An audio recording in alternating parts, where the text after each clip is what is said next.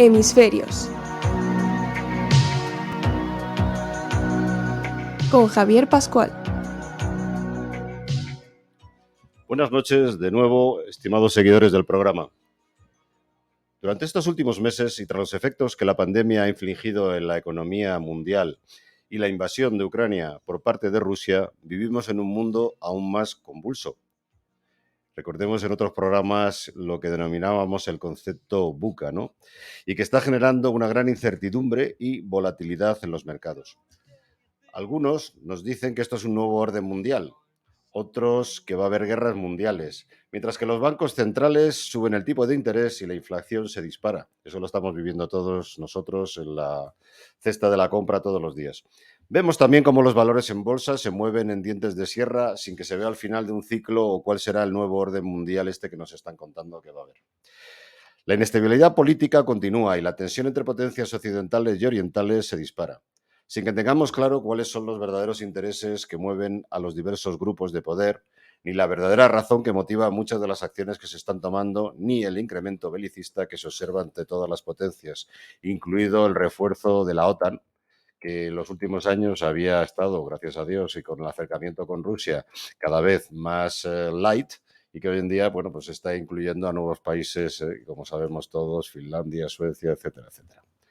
Mientras, y eso vamos a hablar hoy con nuestro invitado, el gobierno español toma decisiones mediadas por sus compromisos con los socios que le mantienen en el poder, incrementa el gasto social y, en opinión de muchos, no aplica medidas correctivas que frenen el endeudamiento y la creciente inflación y den sostenibilidad al crecimiento económico. En este entorno es muy difícil hacer previsiones en una situación como esta, pero para analizar los factores clave que pueden influir en el desarrollo futuro de la economía mundial y en particular su impacto en España, es por lo que hoy hemos invitado a este programa a Julián Salcedo Gómez. Julián es doctor en Economía y doctorando en Derecho. En su experiencia profesional cuenta con amplia experiencia en el sector inmobiliario, habiendo sido director general de Mapfre Inmuebles. Mapfre es una compañía que seguro que todos conocéis, algunos sobre todo cuando se nos rompe el coche. Actualmente es CEO de Cefire, consultora legal y financiera y presidente del Foro de Economistas Inmobiliarios. Julián además es habitual en las redes sociales y en entrevistas en los medios de comunicación, donde aporta su gran experiencia y visión sobre la economía y su impacto en el mundo actual. Muchas gracias, Julián, por venir hoy al programa Hemisferios. Es un honor tenerte aquí y, sobre todo, contar con tu inestimable opinión acerca de economía, política económica, etcétera, etcétera, etcétera. Muchas gracias a ti, Javier, a vosotros, a vuestra emisora, por haberme invitado a vuestro programa. Y bueno, espero tener algo que aportar a vuestros oyentes. Muy bien. Julián, desde tu perspectiva, ¿qué valor das a las medidas, hablando a nivel global, luego si quieres entramos ya en España, ¿no?, que se están poniendo en marcha a nivel, como te digo, global para evitar la inflación esta que tenemos creciente, porque no solamente en España, no olvidemos, y la ralentización de la economía? ¿Crees que la subida de tipos de interés era lógica, ¿no? Porque hace muchos años que vivimos en un estado de excesiva linealidad de interés cero y, bueno, esto no es bueno tampoco para la economía, pero ¿qué nos puedes decir como experto? Bueno, verás, lo primero, ante tu pregunta, efectivamente, como tú ya has apuntado, no sé, ni todos los países, entendiendo por países, por ámbitos territoriales dentro del mundo, están tomando el mismo tipo de decisiones, sí parecidas, pero no el mismo tipo de decisiones. Lo que sí que parece claro, a mi entender, es que nadie fue capaz de prever, y no puedo comprender ahora cómo pudo ocurrir, que íbamos a entrar en una etapa de inflación no coyuntural, sino estructural. Claro, es muy fácil echarle la culpa, se la echa todo el mundo, echarle la culpa a la guerra de Ucrania. Ahora, la guerra de Ucrania, la invasión de Ucrania por Rusia, es la culpable de todos los males mayores. No. Incluso hay alguien que se remonta un poco más atrás y dice, hombre, fue la pandemia. Bueno, pues sí, claro que la pandemia y claro que la guerra o la invasión de Ucrania han sido determinantes para lo que ha venido después. Pero claro, alguien tenía que haber previsto que décadas, porque han sido más de 10 años, de tipos de interés cero en todo el mundo, no podían aflorar otra cosa distinta que no fuera inflación. Las empresas estaban dopadas, claro, y se habían acostumbrado todas a funcionar con base a dinero gratis, ¿no? Y eso que no nos sirvió de aprendizaje, yo creo, la brutal crisis financiera que atravesamos en 2008, ¿no? Pero claro, su origen fue distinto, sus consecuencias fueron distintas y nadie fue capaz de decir, bueno, ya hemos tenido una experiencia mala, vamos a ver qué es lo que puede pasar ahora, ¿no? Entonces, únicamente se dedicaron los países, me refiero, las grandes potencias, no me alargaré mucho para hacerlo más coloquial, ¿verdad? Pero déjame que lo diga, las grandes potencias solo se preocuparon de ver cómo recuperaban la estabilidad financiera después de la crisis de 2008, sin prever las consecuencias que podría tener aquellas medidas que adoptaron, ¿no? Sobre todo durante tan largo tiempo.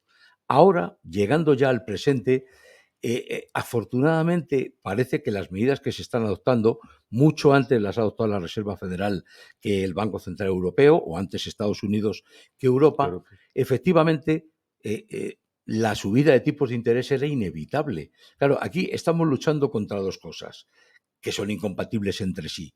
Por un lado, una inflación desbocada y por otro, una recesión o el temor a una recesión. Entonces, claro, no valen las mismas herramientas, no valen las mismas medidas para luchar contra las dos cosas. O luchas contra una o luchas contra otra. Lo razonable es luchar primero contra la inflación, contener una inflación desbocada, frenarla, por decir el símil, ¿no? Tiro de las bridas del caballo, no le paro del todo, claro, Pero no se trata de pararle. no enfriar del todo la economía porque Claro, luego te va a costar años pero levantarla. le meto el bocado y empieza a parar. Y luego, una vez que le tenga ya más o menos controlado, ahora voy a empezar a darle otra vez con la fusta para que arree, ¿no? Yo creo que lo ha hecho antes la Reserva Federal de Estados Unidos que Europa, pero nunca está la hecha buena. De todas formas, el jueves, no sé qué, 8 me parece, estamos esperando a que la Reserva Federal dé su paso y todos esperamos que suba 75 puntos Bueno, y ahora en básicos. septiembre el Banco Central Europeo dijo también que iba a volver a retocar, ¿no?, los tipos de Claro, interés. evidentemente. Bueno, veremos. Me quedo además con una cosa que has dicho que es interesante, que yo no lo había conceptuado así, es importante, que las empresas han estado dopadas. Efectivamente, porque dándoles dinero gratis, al final las empresas no desarrollan las medidas defensivas adecuadas en el modelo productivo. Claro, yo suelo poner ejemplos muy simples, lo cual no significa que yo sea simple de pensamiento, ¿no? Pero claro, yo me imagino qué ocurriría si a mi empresita mañana de repente alguien me llega y me dice que me da, no sé, 10 millones de euros, por poner un ejemplo, gratis, ¿no? Pues oye, los cojo seguro, no tengo ninguna duda, y empiezo a hacer cosas. Y ojalá salgan bien, pero si no salen bien, pues no va a pasar nada, ¿no? Eso es lo que ha pasado a la mayoría de las empresas, ¿no? Entonces, ellas y sus accionistas, que han estado acostumbrados durante mucho tiempo a que no se les pidiera dinero, aportaciones de capital, porque al final el dinero era gratis y abundante. Es un sistema, es muy complejo, es lo que decíamos antes cuando comentaba contigo, saber qué es lo que va a pasar. Pero evidentemente la situación es complicada, como tú bien dices, porque son dos factores diferentes y es difícil no congelar la economía si empiezas a subir tipos de interés. Claro, pero Y viceversa, ¿no? Claro, pero fíjate, Javier, siguiendo dialogando, mira, hay una cosa que es evidente. Cuando la crisis financiera de 2008 se tardaron también en tomar medidas, pero finalmente se adoptaron. Pero yo creo que ahora mismo en el mayor bloque de países del mundo, sobre todo las dos grandes potencias, si exceptuamos a China, que China va por otro camino, ¿verdad? Uh-huh. Están empeñadas en pensar en que la inflación ya no se atreven a decir que es coyuntural, como se ha dicho por muchas personalidades económicas, incluido en nuestro país, pero tampoco se atreven a decir que hemos entrado en una fase larga de inflación estructural. Yo sí que lo creo. Es decir, si alguien analiza las etapas históricas, económicas en el mundo, etcétera, y ve, hablo de ciclos muy largos, claramente se tiene que dar cuenta que hay fases, digamos, de muy bajo crecimiento inflacionario. Todos hablábamos, recuérdalo, Javier, antes de la pandemia, ¿verdad? Incluso después, ¿verdad que todos hablábamos de low cost? ¿Verdad que todo era low cost? Todo low cost, sí. Compañías low cost, menús low cost, bodas low cost, todo era low cost, ¿no? Bueno, estábamos en un periodo de inflación cero, prácticamente cero. La preocupación, por ejemplo, del Banco Central Europeo o de la Reserva Federal era justamente luchar contra la inflación, intentar que la inflación se acercara por lo menos a la tasa del 2%. Bueno, ahora estamos en una etapa inflacionista en la que estamos en el 10%, en números redondos. El 9,4 es lo que acaba de cerrar Europa, ya veremos lo que pasa con septiembre, pero es que vamos a tener que acostumbrarnos a luchar con tasas del 4 o 5%. ¿Son muy altas? Comparado con el 2, que era la referencia, sí. Ujú. Yo quería preguntarte también, para aquellos que tienen ahora mismo ahorros en el mercado, luego hablamos del inmobiliario, pero los que tienen ahorros en fondos de inversión, que tienen puesto dinero en bolsa, si te fijas, todos los fondos y las acciones de las empresas repiten todas las mismas pautas. Están siguiendo todos los mismos patrones, suben al mismo tiempo, bajan al mismo tiempo, hacen los mismos picos, dientes de sierra. Para ti, como experto, ¿qué significa eso? ¿Que estamos en un periodo especulativo de mucha volatilidad? Sí, ¿Que se sí. va a recuperar pronto? Sí, ¿O que vamos a seguir así mucho tiempo? ¿O que los mercados al final son más inteligentes que los periódicos y las noticias, como hoy, que nos dicen que ya no va a haber más gas, que vamos a pasar un invierno frío? Yo soy de los que piensan que los mercados se van a estabilizar, porque en el momento que se controle un poquito esta especulación, esta volatilidad, y bueno, y la guerra está entrando en una fase en la que ya no se habla, lo decían los mismos periodistas, gracias a Dios, porque antes era el plato como era antes la pandemia, ahora el plato era la guerra, ahora ya no nos cuentan todos los días los muertos que hay en un sitio y en otro, que no digo que no haya que decirlo, pero es que tampoco ayuda mucho esa inestabilidad, porque al final lo que da es volatilidad y lo que hace también es incertidumbre y especulación. ¿Tú crees que va a normalizarse o va a haber una caída a largo plazo y los valores de las empresas van a caer tanto? Tú has empezado el programa con una palabra que muy poca gente entiende, a pesar de que ya lleva varios años, más de 15 años, que es los entornos VUCA, ¿no? Ujú. Que es justamente eso, volatilidad, incertidumbre. Entonces, efectivamente, hace 15 años nos decían, yo era mucho más joven entonces, nos decían, no, no, no, los ejecutivos, y cuando digo los ejecutivos de las empresas, yo toda mi vida he trabajado en el sector privado, trasládalo al sector público, es decir, los gobernantes, etcétera, los que tienen responsabilidades públicas, nos decían, tenéis que acostumbraros a trabajar en entornos de alta volatilidad e incertidumbre. Incertidumbre. Y nosotros no sabíamos muy bien qué significaba eso. Ahora lo hemos aprendido en toda su extensión. Volatilidad muy alta. Tu pregunta. Bueno, yo creo que mientras que persista la gran incertidumbre que hay en el mundo, primero, ¿cuánto durará la guerra con Ucrania? Pues no lo sabemos. Que los efectos van a permanecer mientras que la guerra siga en Ucrania, no tengo ninguna duda. Ojo, si no se extienden más allá de Ucrania. No estoy alertando a nadie, ni tengo información, pero quiero decir que más vale que se quede donde está, es decir, en Ucrania. Inclusive, aunque sea una atrocidad y tengo muy buenos amigos ucranianos, inclusive si tuvieran que anexionarse toda Ucrania, pues los ucranianos que no estén conformes, y sé que son la mayoría, que se vengan para Europa, que se acerquen a nosotros, los acogeremos con seguridad. Pero no, es que la guerra no puede durar mucho más tiempo. Claro, esto es un pim pam pum, un toma y daca, ¿no? Sabemos que la guerra, evidentemente, aquí hay culpables por todos los lados. No, yo no he dicho, fíjate, no culpa a nadie. Putin, que es un descerebrado y, como decíamos ya, demasiado mayor para ser presidente de ningún sitio, ¿no? Los ucranianos, que tienen un problema con Rusia desde hace un montón de años, porque realmente identidad como país tienen desde 1921, y bueno, yo no es que quieran, tengo también amigos ucranianos, ¿no? Claro. Pero creo que tienen un problema con Rusia que tendrían que haber solucionado de otra forma, porque no nos olvidemos que ellos también han estado tratando mal a todos los prorrusos que tienen dentro de sus propios territorios. No porque lo diga Putin, es que es un hecho, que todos sabemos. Luego nos han embarcado a todos vendiéndonos que la guerra es de todos. Bueno, la guerra es de ellos con Rusia. Evidentemente a nadie le gusta que le invadan un país, pero primero tendrían que haber intentado otras vías de solución, a lo mejor los habían tenido, ¿no? Y luego no nos olvidemos de Estados Unidos y de los chinos, que todos juegan aquí sus bazas. Estados Unidos juega una guerra larga, yo creo que lo que decíamos antes, Yo creo que estarás de acuerdo conmigo. La OTAN es una locura lo que ha hecho incrementar el gasto ahora militar, porque sabemos que Rusia no va a ser eternamente el enemigo, ni debería de serlo, Dios quiera. Que esto es una locura del señor Putin y de algunos ideólogos rusos que quieren volver a la época de la antigua URSS. Pero todos sabemos que la URSS, por mucho que quiera Putin, tiene Georgia y tiene otros estados que se le van a rebelar siempre. Y tendrá que ir cambiando, porque no le interesa, aparte que todo el poder económico de la URSS, todos los Abramovich de turno y todos los oligarcas tienen dinero en Europa y en todos los sitios. Ya nos hemos acostumbrado a verles en todos los lados. No vamos a yo creo que no vamos a volver atrás. Dios quiera que no. Lo mismo me equivoco, porque esto quién sabe. Pero no debería de ser así. Estados Unidos ahora nos va a vender gas, está haciendo más fracking, los chinos van a coger todavía más capacidad productiva y además se van a hacer más amigos de los rusos para vendernos además materias primas más caras, porque son los grandes productores de materias primas. No nos olvidemos, porque además tienen la mitad de las minas ya de Sudamérica y la mitad de las minas de África. Y yo no sé si en Australia también han puesto la zarpa. Y además todo el gas, la inversión es de Central. He estado en agosto, sí, han puesto la zarpa. Y en Asia Central están a pachas con los rusos también, controlando todo el gas que hay allí. Entonces, claro, no sé quién estamos haciendo el juego. Los más tontos los europeos, como siempre.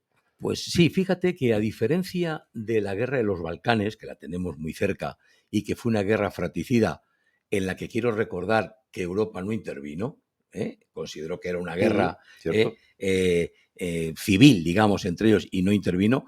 Intervino la OTAN, pero solamente en contadas ocasiones y probablemente para hacer más daño que ayuda. Digo esto desde la perspectiva de una ucraniana muy conocida en las redes, que con la que guardo una excelente relación, y me contó que, no, ucraniana no, perdón, serbia o croata, no sé, que me contó cómo su casa, nos la proyectó incluso un día, había sido destruida y era por una bomba que había tirado la OTAN, o sea que no la habían tirado el enemigo, ¿no? Pero a diferencia de aquella guerra que fue fratricida y que quedó encapsulada dentro del conjunto de los Balcanes, esta, lo que está jugando, eso que llaman la geopolítica, los estados, lo que están jugando es una partida de ajedrez, si me lo permites, en el que se está jugando en un tablero y el tablero es Ucrania. Ahí está jugando Rusia, que no quiere perder una cierta hegemonía, quiere anexionarse no solo Crimea, sino todo lo que pueda de Ucrania, pensando que es suya. Ojo, sigue pensando que Estonia, Letonia y Lituania también son suyos, y no va más allá si le falta poco.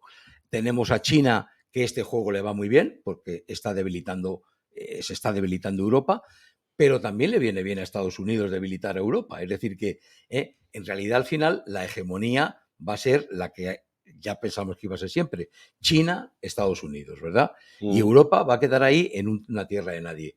Tú y yo comentábamos a micrófono cerrado, y yo no quiero dejar de decirlo aquí, sin decir quién ha sido el autor, pero si lo mejor es que Rusia se integrara en Occidente. Es decir, si ya tenemos esos dos grandes ejes, el eje que conforma China con el eje que conforma Estados Unidos, hagamos una Europa más grande, mucho más fuerte. Estoy de acuerdo contigo. El lugar de Rusia es Europa. Y a Europa le interesa que Rusia se integre en Europa. Esto es una barbaridad. Es una barbaridad. Y habría que haberlo solucionado de otra forma. O sea, solucionará de otra forma. Yo espero que esto se solucione algún día de otra forma, cuando no esté el señor Putin y a lo mejor el FSB no tenga tanto poder. Pero es una pena. Yo tengo amigos rusos y gente próxima mía rusa. Y les da vergüenza lo que está ocurriendo. Les da vergüenza. También entiendo que son problemas también de pueblos, los ucranianos y los rusos. Bueno, el otro día estuve viendo un reportaje de Kremlin cómo le aplaudían a Hitler los ucranianos cuando entraron en Ucrania, ¿no? A por Stalin, porque siempre los han tenido dominados, porque ha sido un país, bueno, han sido territorios que han pertenecido a muchas diferentes etnias, a caucásicos, etcétera, y que no han sido nunca un país con entidad. Con esto no quiero decir que esté justificado, por Dios, ni mucho menos. Esto lo han empezado los rusos, pero lo que está claro, el gobierno ruso. Pero lo que está claro es que lo que estamos haciendo de pretender vivir sin Rusia, sin el gas ruso, esto es absurdo. Que es totalmente absurdo, pero ¿qué va a hacer Europa? Estamos quemando leña. Bueno, hoy me reía un poco porque yo he hecho programas aquí sobre la energía nuclear. Yo empecé a trabajar como ingeniero en las centrales nucleares españolas en el desarrollo de la ingeniería, claro. Y yo cuando preguntaba a los alemanes, digo, ¿tenéis un plan para parar las centrales nucleares? Dice, ¿os la ha contado el gobierno? Porque yo no leo nada. No, digo, hablo de técnicos, ¿eh? No nos han dicho nada. Digo, ¿pero cómo la van a parar? Porque por mucho solar que queráis tener allí, que tiene mucha energía eólica y solar, pero no tanta como en España, por cierto, digo, no tenéis forma, ¿no? Claro, pararon 3 o 2 antes de acabar el año, ya han parado 2. Ahora han dicho hoy que las 3 que les tocaban cerrar, no las van a cerrar. Ojo, que además han perdido tiempo, porque hay que garantizar suministros y yacimientos de uranio. Sabemos que en España se ha parado un yacimiento de uranio a una multinacional, porque era muy malo todo esto y tal, no se podía producir uranio, tal cual, ¿no? Como otros muchos yacimientos, porque España es un país minero. Somos Pero un país verde, aquí ¿no? no se puede explotar ninguna mina. Nuestro presidente, Bueno, y no pues, quiero entrar en el terreno de la política, bueno, pero sí de la economía, dice que el futuro, pero parece querer creer o hacernos creer que el futuro es mañana, es el hidrógeno verde. Pero para que el hidrógeno verde sea la energía del futuro, hace falta mucha faltan energía para producir. muchos años, mucho dinero, Hay mucha mucha inversión. energía para Claro. producir hidrógeno. Si al final el hidrógeno lo puedes producir, es un sistema, será un elemento en el futuro importante, pero hay que producirlo y esto viene de la energía. Y Pero la tú lo has energía oído es igual que energía yo, ¿no? Que eléctrica. nuestro Sí, presidente, cuando defendía el MidCat y claro, le ha desautorizado Macron, ¿verdad? Que tampoco es que sea el ejemplo a seguir. Pero le decía, no, es que el MidCat nos va a permitir llevar 2 tipos de fluidos de flujo, ¿no? Por un lado, el gas a Europa, pero también simultáneamente el hidrógeno verde. Pero oiga, que el hidrógeno verde que no será de la Agenda 2030, será de la Agenda 2100. Es decir, cuando tengamos, yo no creo que vaya el hidrógeno verde como energía, digamos, otra cosa es que tenga una cuota marginal, que la tendrá, hasta que se vaya desarrollando, ¿no? Pero claro, mientras Pero tanto... Julián, tengo un programa por ahí sobre el tema de hidrógeno, Tú sabes más que yo, un par de seguro, ellos. Discúlpame. Obtener hidrógeno a partir de hidrocarburos o a partir del agua requiere bastante energía.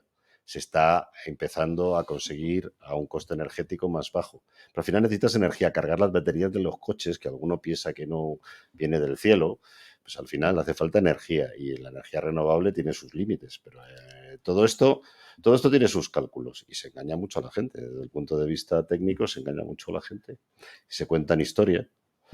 Entonces, bueno, pues ya veremos lo que nos depara el futuro. Lo que quería decir, de este Javier, tipo de y lo decisiones. vas a entender fácilmente, es que en este mundo, desde la perspectiva económica, lo peor que puede hacer un gobernante o un economista que haga análisis es engañarse, autoengañarse, ¿no? Y tenemos unos gobernantes, no estoy criticando la forma de gobierno ni que sea un partido socialista, estoy hablando de las medidas que han adoptado. Tenemos una ministra de Economía a la que yo admiraba y respetaba profundísimamente, hablo en pasado, que se empeñó en decir que España iba muy bien y que la economía iba a crecer de una forma tremenda. Oiga, no, si todos estamos viendo que la desaceleración es evidente. Se empeñó en decir que la inflación era una cosa coyuntural y con toda la información que ella tiene que tener, luego más que yo, perdón, en abril, recordáis que dijo, se acabó. Ese ha sido el punto de inflexión de la inflación y a partir de ahora a bajar. Oiga, no se engañe usted. Ya sé que no tiene que crear alarma. Yo no trato de crear alarma. Pero solo si partimos de un diagnóstico correcto podremos implementar las medidas correctas. Y es obligación, porque para eso está en el gobierno. En fin, a mí la verdad es que los que la conocéis me habéis dicho que, bueno, tenéis mucha fe en ella y tal. Yo, la verdad es que me ha defraudado bastante.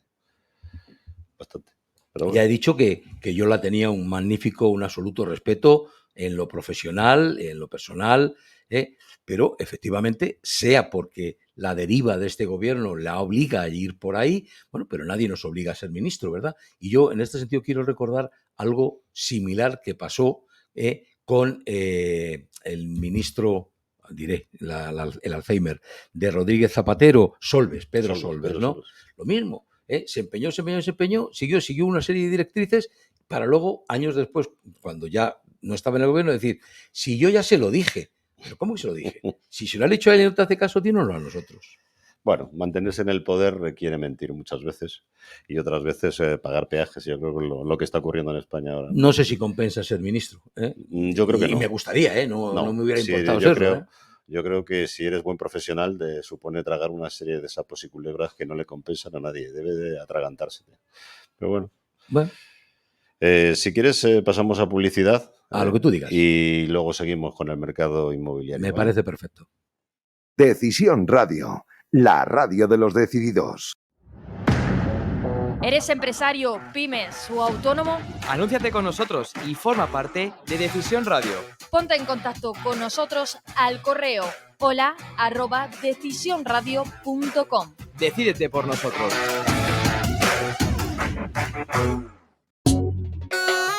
Hola, soy Pepe Martínez. Te invito a escuchar Cayetanos. El golf, además de un gran negocio para este país, es un deporte solidario, inclusivo, respetuoso con el medio ambiente, se puede practicar a cualquier edad, todos son ventajas. Todo esto lo puedes escuchar en los podcasts de Cayetanos en decisionradio.com. Decisión Radio sigue creciendo y lo hace gracias a vosotros, decididos. Únete a nuestra sección del Club de Amigos, donde podrás encontrar descuentos en múltiples tiendas nacionales e internacionales, viajes, moda y muchos productos más. También tendrás acceso a nuestro contenido premium, más exclusivo, con lo mejor de tus programas favoritos. No esperes más y hazte con la tarjeta del Club de Amigos de Decisión Radio.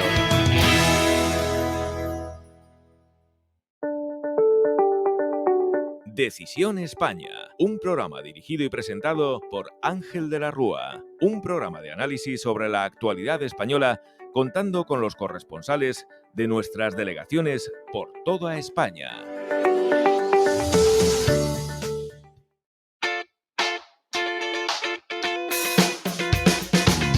Club Rahim, el club financiero y de negocios de la calle Goya que te ayuda a establecer relaciones y desarrollar tu negocio en 4 continentes. Club Rahim, el club privado que ha revolucionado las relaciones entre España y Latinoamérica. Te esperamos en la calle Goya 18, en plena Milla de Oro. Contáctanos en el 91 878 5742 o en rahim.es.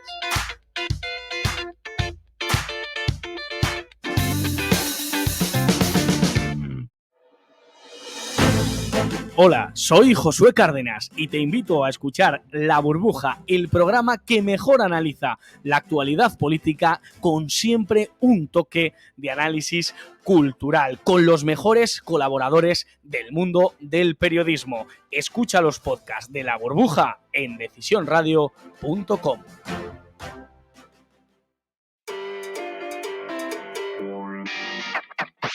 JUN 76, rapidez y eficacia. Todo tipo de obras y proyectos, peritaciones, dirección de obras, informes y valoraciones. Somos especialistas en edificación, urbanización, obra industrial, rehabilitación y todo tipo de reformas en su hogar o local. JUN 76, una empresa familiar a su servicio. Conózcanos en www.jun76.es, www.jhun76.es. La calidad nos avala, el trato nos distingue. Decisión Radio. Esta emisora huele a victoria.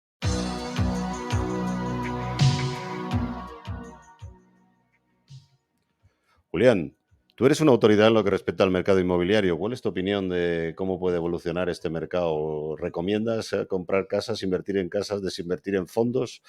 ¿Van a subir los precios? ¿Van a bajar?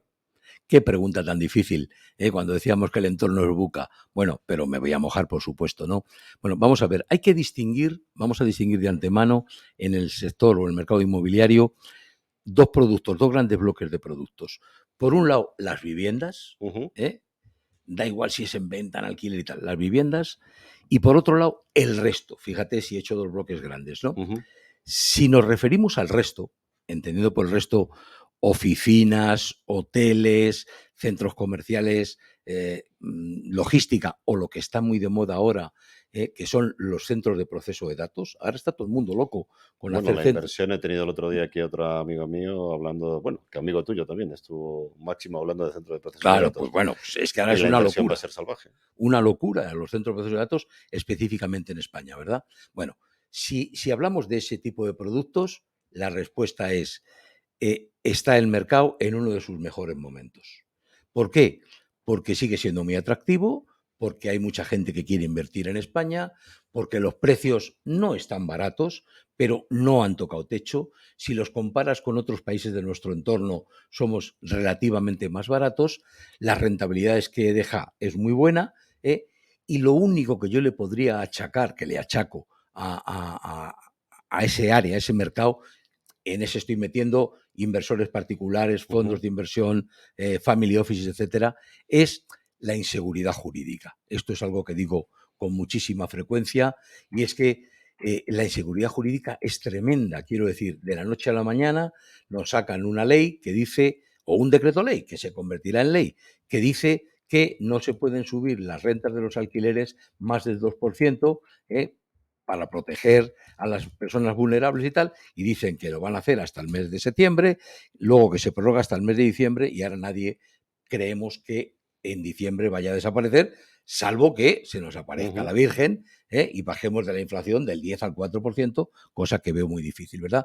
Entonces, claro, yo siempre digo, oiga, dentro de estos arrendadores de viviendas o de otro tipo de productos, a los que la inflación también les está golpeando con el 10%, también tienen que soportar los gastos de la luz, de cualquier tipo de mantenimiento.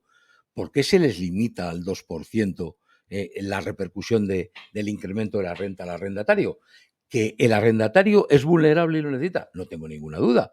¿Pero por qué tengo que pagárselo yo? Si yo estoy pagando impuestos, hágalo de otra forma. Por tanto, todo ese gran bloque de productos, magnífico.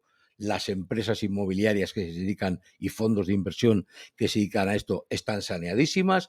Incluso ese temor que mucha gente expone, bueno, claro, pues que están subiendo los tipos de interés. Yo me aburro de decir que ¿a cuánto? ¿Al 3%? ¿Al 4%? Todavía no están ahí. Son tipos de interés reales negativos. Que teníamos nada, hace 10 años estábamos al 5, ¿no? Pero con la inflación al 10, interesa endeudarse. Ahora, el otro gran bloque, las viviendas.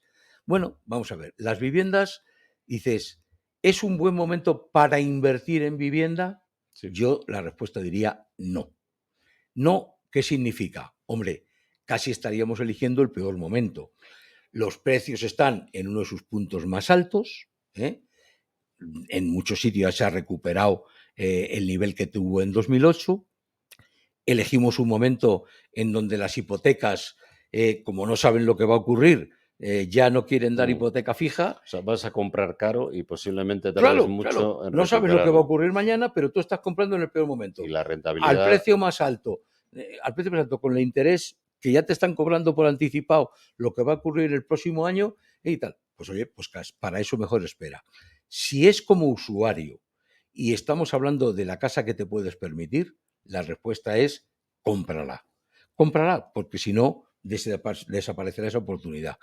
Hay otros muchos productos dentro de la vivienda que siguen todavía muy activos. Por ejemplo, eso que llaman el Build to Rent, ¿no?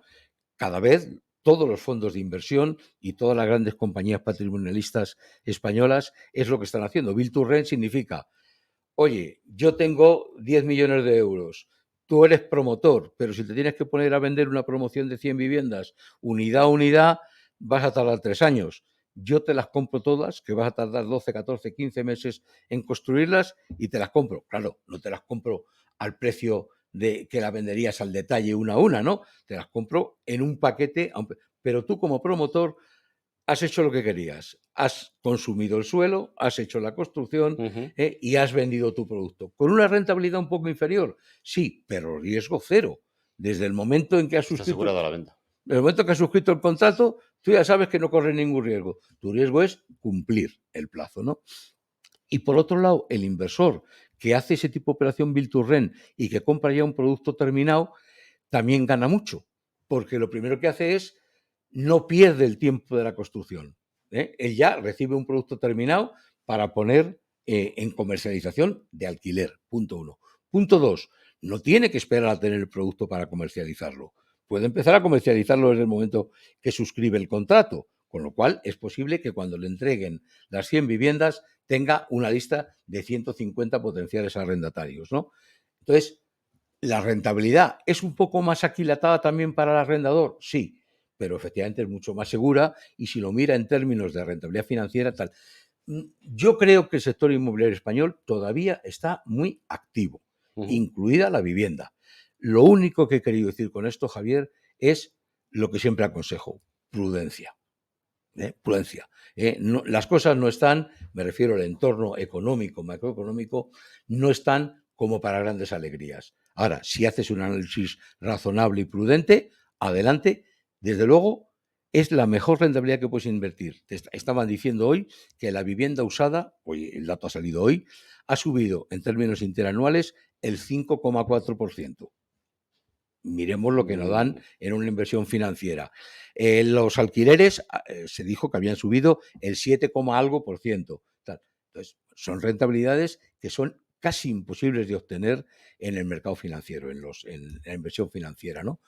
Y luego, además, no se nos olvide otra cosa que es fundamental, y es que los inmuebles de cualquier naturaleza son un valor refugio, como lo es el oro y tal. Dices, hombre, es que el oro sube, baja. Sí, oiga, pero todo el mundo que quiere tener dinero invertido con seguridad tiene una parte de su inversión metida en oro, ¿no? Pues lo mismo ocurre con inmuebles, ¿no? Es decir, los inmuebles es un valor refugio siempre. Tenemos un ejemplo, Amancio Ortega, Pontegadea, es verdad que tiene mucho dinero y es verdad que solo compra lo mejor de lo mejor, pero sigue invirtiendo pero en muchas inmuebles. multinacionales, como tú me contabas, la tuya, Mafre, etcétera, etcétera, han desagregado todo lo que eran inmobiliario. Claro, sí. Y todos los activos y los han pasado a terceros. Pero fíjate, cuando yo era un chaval, y de esto hace no sé cuánto, y estudiaba... Que no sé por qué, pero es un hecho. Sí. Telefónica igual, yo te lo explico, ¿eh? Porque esto lo aprendí cuando estaba, no sé si en primero o en tercero de económicas, ¿no? Y es que siempre decían, una empresa no debe tener más inmovilizado que aquel que resulta necesario para su actividad, lo que ahora se llamaría el core, ¿no? De la actividad. Entonces, voy a poner dos ejemplos. Tú has citado a Mafre, que es mi casa de siempre, en donde, claro, hubo un momento en que la solvencia de las entidades aseguradoras se medía por la cobertura de reservas técnicas. Y la afección a cobertura de provisiones de reservas técnicas era válida la afección de inmuebles. Entonces, entre una inversión financiera, que entonces era mucho más volátil, y una inversión inmobiliaria, que siempre era mucho más estable, optó por esa. Claro, nunca superó el 10% del valor en balance en inversión inmobiliaria. Estamos hablando de mega magnitudes. Pero voy a poner otro ejemplo que no es el de una aseguradora, sino de una gran empresa comercial, centros comerciales, el Corte Inglés. Tuvo una época en la que pensó que el valor añadido de su negocio era la propiedad de los inmuebles. Hace ya tiempo que se ha dado cuenta que es un lastre, es una carga, y está desinvirtiendo. En unos casos los está cerrando, en otros casos los está vendiendo, en otros casos los va a reconvertir. Supongo que sabes que el Corte Inglés de Goya, el antiguo Galerías Preciados de Goya, está tramitándose un cambio de uso a hotel. Me parece que como hotel es una ubicación magnífica, sobre todo teniendo un Corte Inglés en la esquina de enfrente, ¿no? Y entonces quiero decir con esto que el Corte Inglés se equivocó, o Mafre se equivocó, o otras compañías se equivocaron cuando invirtieron en inmuebles. No, pero todo tiene su momento. El momento ha cambiado. Y ahora mismo la competencia que hay en el sector asegurador y las rentabilidades que se obtienen en el sector asegurador o en el sector comercial, como son los centros comerciales, se ha reducido de tal forma que efectivamente no te puedes permitir el lujo de tener un 30% o lo que sea de tu balance inmovilizado. Lo importante es tenerlo rotando. Los economistas decimos que cuantas más vueltas se le da a un euro, más beneficios se consiguen. Ojo, y si lo haces mal, más pérdidas. Pero estamos pensando que lo haces bien. El concepto rotación para los economistas es un concepto fundamental. Darle muchas vueltas al negocio. Y si tienes un 30% o lo que sea de tu activo inmovilizado, sabes que no rotas el 100%, rotas el 70%. Esa es la razón, Javier. Muy interesante. Bueno, pasemos ahora.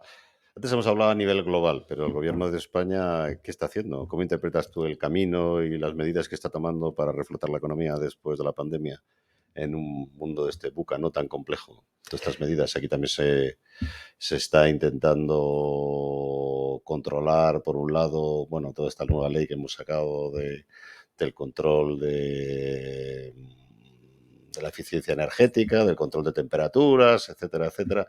Son todo medidas de maquillaje, más que parece, ¿no? Más maquillaje que otra cosa. Desde luego, es desmoralizador, ¿verdad?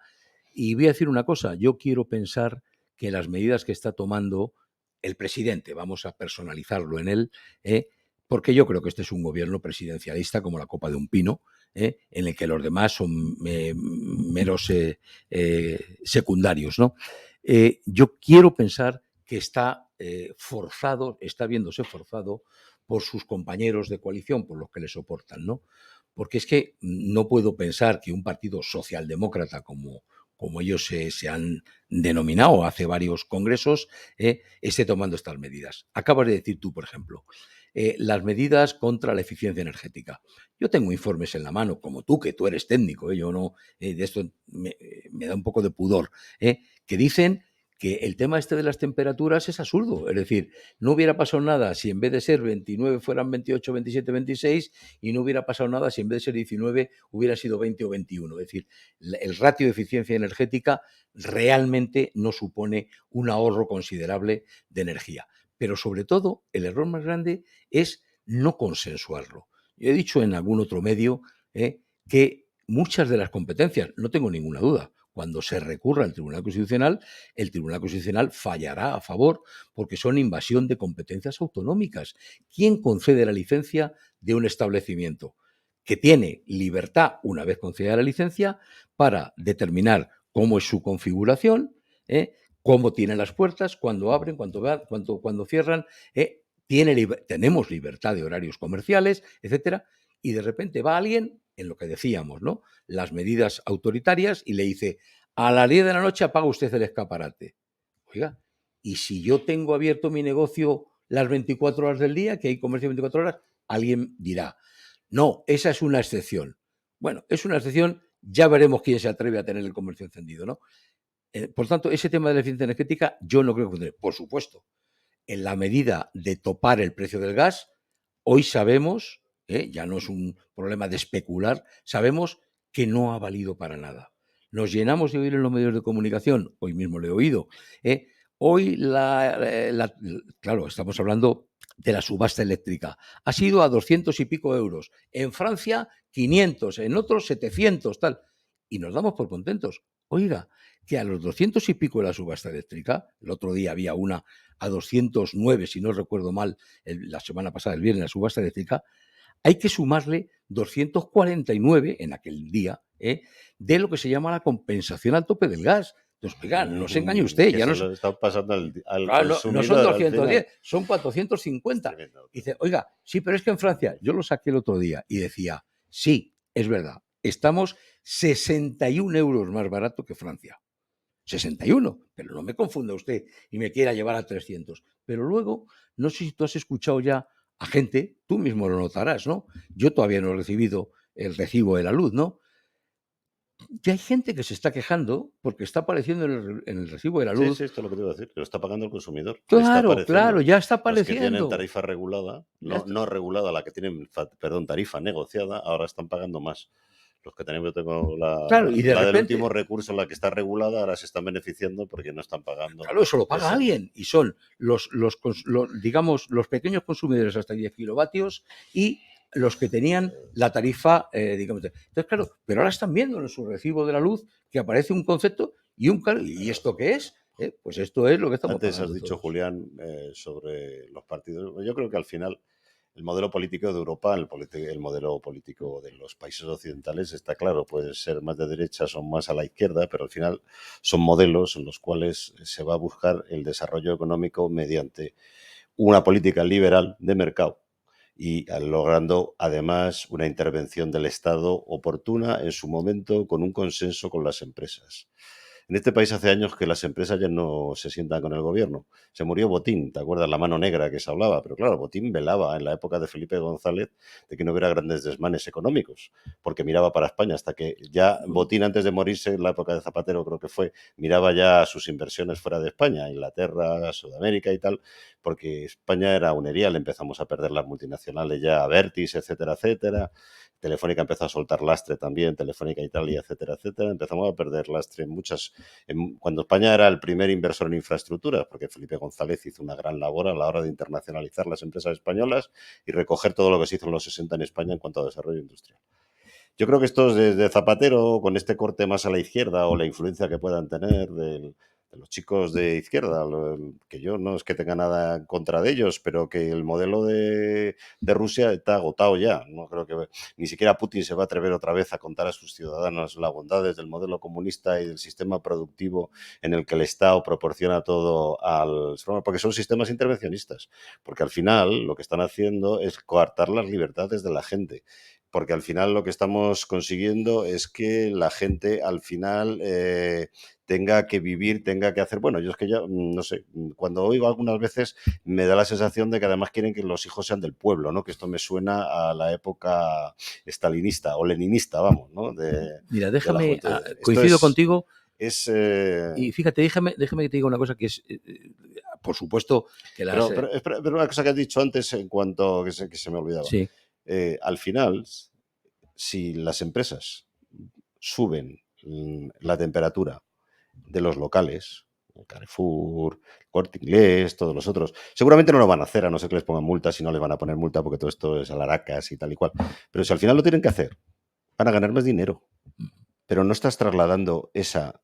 si lo que quieres es controlar a las empresas y llevarlas por el buen camino, le vas a dar más dinero a las empresas, porque no vamos a ver un duro los usuarios finales, vamos a seguir pagando la tortilla. Por supuesto. Que es lo que se nos llena la boca cuando somos de izquierda, ¿no? Vamos a cargar la opresión al proletariado, las empresas que son muy malas. Yo te invitaría a charlar también de eso, ¿no? Yo es que creo que en España no se habla con las empresas desde hace muchos años. Por supuesto, fíjate. Desde gobiernos anteriores se las obvia, ¿no? Javier, déjame que te diga, te iba a decir antes que es una cosa que me parece significativa, ¿no?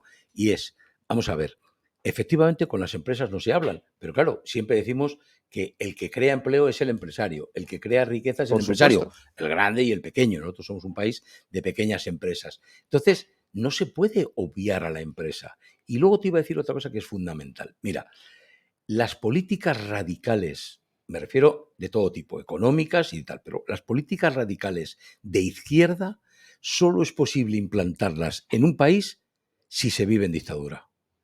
En democracia es imposible. Estoy totalmente de acuerdo. En democracia es imposible. Habrás estado como yo en Cuba o habrás estado en Nicaragua. Por supuesto, en Rusia ya sé que sí, ¿no? Y tú sabes que allí es el palo y la maza, es decir, no te muevas porque te doy. Allí, claro, ¿y quién va a levantar la cabeza si le pegan con el palo en la cabeza y lo meten 30 años en la cárcel, no? En una democracia, y en Europa estamos en una democracia, y no se nos olvide nunca, que el hecho de estar en Europa nos obliga a aceptar los principios y valores, entre ellos los democráticos, que rigen en la Unión Europea. Es un requisito de entrada. Yo, además de doctor en economía, soy abogado, pero ejerzo economía, no ejerzo derecho. Pero me lo sé muy bien. Es decir, cuando uno presenta a cualquier país, como Ucrania, que ahora ha presentado su adhesión a la Unión Europea, se compromete a tener a tener en el momento de la entrada los principios y valores reconocidos en el Tratado de la Unión Europea y a mantenerlos mientras esté vigente, mientras esté adherido al sistema, ¿no? Entonces, si es que no podemos salir de la democracia, nos guste o no nos guste. Otra cosa es que digamos, a unos les gustaría o no les gustaría. Pero pues tú fíjate, no me quiero enrollar más, pero te lo quiero decir, porque es la noticia de ayer. La ministra de Trabajo, que además no es su área, pero que solo demuestra no tener ni la más leve idea, y lamento decirlo. Es decir, no, es que tenemos que topar el precio de los alimentos. Y dice, una cesta de 20 o 30. Yo me acordaba de cuando viajo, que viajo con frecuencia por Sudamérica, aquello se le llama, en aquellos países de dictadura, se le llama la canasta básica. Es decir, claro, oiga, el pan y el arroz, ¿no? O el pollo, no sé, ¿no?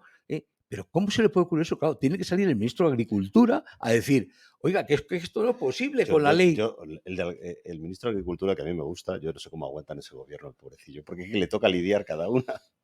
Y es el único que habla, Está todo el rato sentado con su gente, con los agricultores, con la gente del campo, con las distribuciones. Pero es que el que tiene que salir, yo creo, si me lo permites, ya que he dicho, me he manifestado en que yo creo que este es un gobierno presidencialista, es el presidente de gobierno.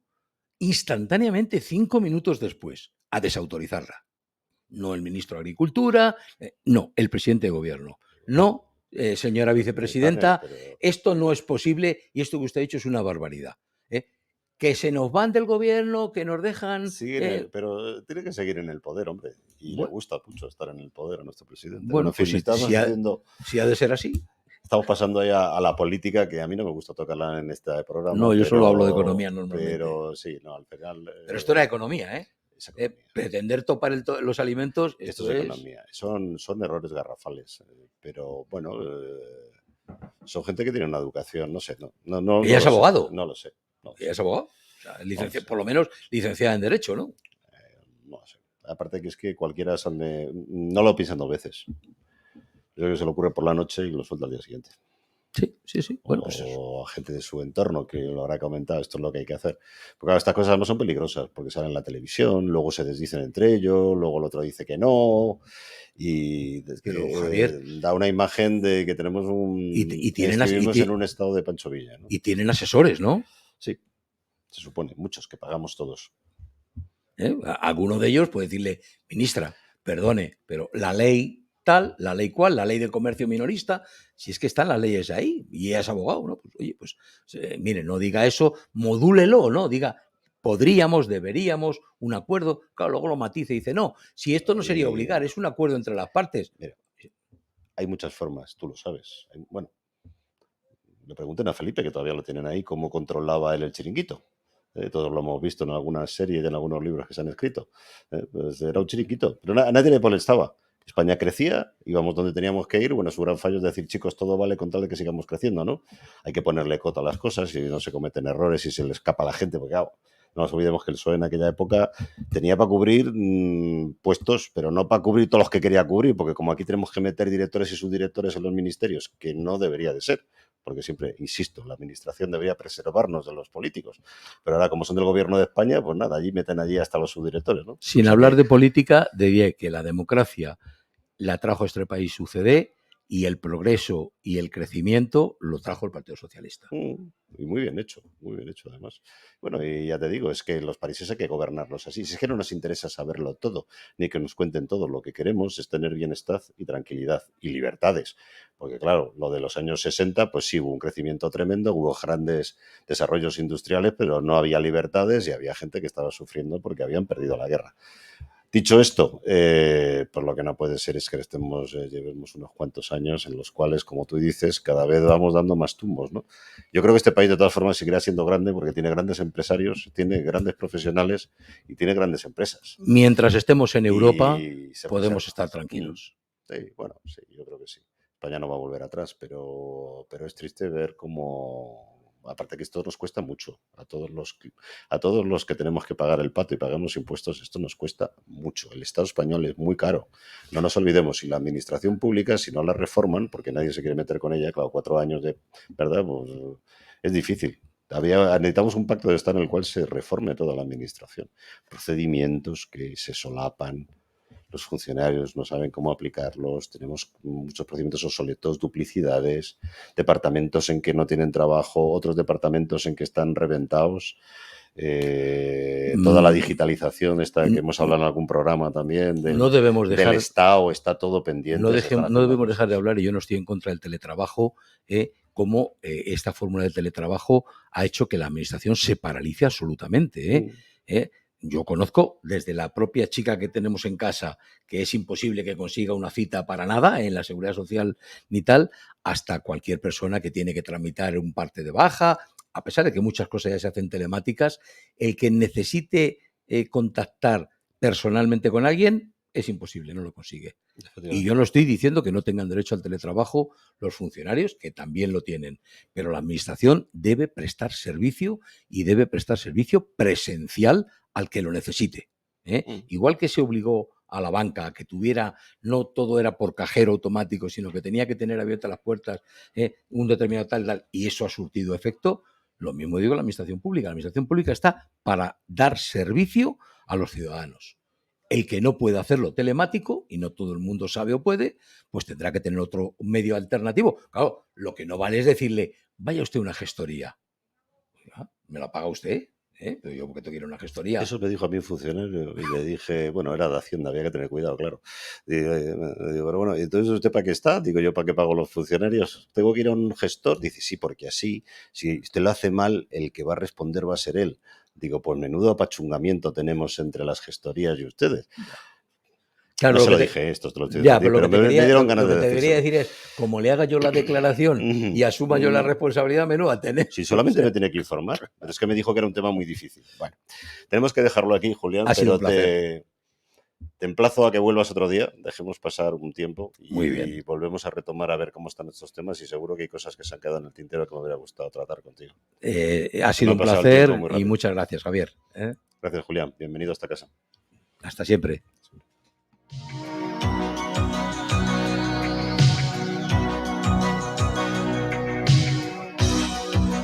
Who's gonna tell you when it's too late?